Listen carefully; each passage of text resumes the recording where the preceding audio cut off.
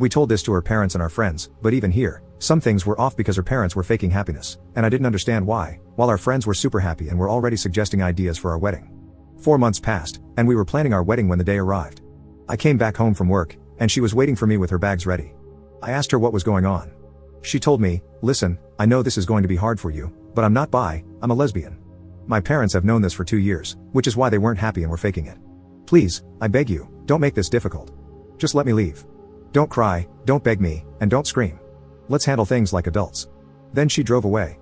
I stood there on my feet for about an hour in shock because I couldn't believe it. We went from planning our wedding to Dana coming out as a heartless and cold girl that I couldn't recognize. The worst thing is that 3 months have passed since that day, and literally no one has ever texted me or called me to ask how I was, if I was fine, or if I needed something. Not her parents, not her, since she also blocked me that day, and not even our friends. No one gives a damn about me at all. In these 3 months, I've been hospitalized 3 times because I lost extreme weight and have insomnia. I just work and come home, nothing else. While everyone is praising her for coming out, applauding her for finally realizing she was a lesbian, and celebrating her courage to be herself after years of struggling to find her true identity. Right now, I'm not even capable of being mad. I'm just in disbelief about what happened, how fast it all happened, and that no one gives a damn about me because her coming out is considered more important than her ex. Screw them all. Edit. I hope to come here again in a few months and read all this again and believe you, but right now I can't. You all seem like good people and sincere, but believe me, as much as I want to trust you, I simply can't right now. Nevertheless, I want to thank you all anyway. I'm not okay, and the 3 times I was hospitalized, I tried to unalive myself, but I'm not even good at doing that. For 3 months, I've been thinking over and over again if I was the problem, what I could do better, what I did wrong, but nothing changes. So here I am, in the middle of nowhere, seated on a sidewalk like a homeless person, reading strangers' comments on a post that I don't even know why I posted. Again, thank you all. Update 1. So, I wasn't expecting to update so soon, but like some of you folks said, somehow one of my ex-friends saw my post on TikTok, and the absolute mess started and is still ongoing right now. This ex-friend, who I will call Paul, reached out to me and basically told me that he saw the post and knew it was me because I used my ex's real name, and he was shocked to know what really happened.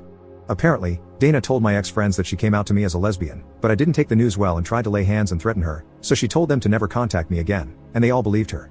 However, when they saw my post, they started pressuring her to confirm if my post was telling the truth or not, and she admitted to the lie.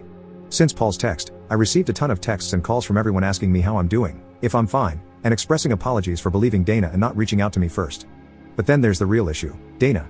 She texted me asking for forgiveness, saying she's sorry for how badly she treated me and admitting that she invented everything because she was afraid of losing friends. Unfortunately, that's not all. I also got a text from her girlfriend, who I'll call Mary, and basically, she told me that she's sorry for Dana's behavior and for what she did. Here's the issue, she knew Dana for a year, but Dana never told her about me and always talked to her about me as a roommate, so she's considering leaving Dana. As for me, I created a new group chat including them all, even Dana and Mary, and told them that I'm not changing my mind about forgiving them. I mentioned that I was considering suing Dana, partially true because I'm not sure if I'll go through with it, and that if they, my ex-friends, were decent humans, they would have texted me asking if I was out of my mind to lay hands on Dana or just insulting me via texts if they really cared about me. Then I added some personal things about Dana and blocked them all. However, my blocking method isn't working because they continue to harass me with texts and calls from other numbers, and even getting other people to call and text me.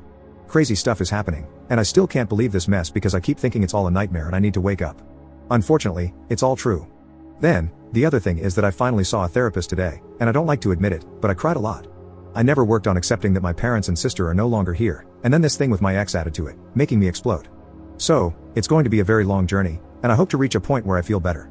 So, that's all for now, and I hope to update you not as quickly as now but when I'm feeling better.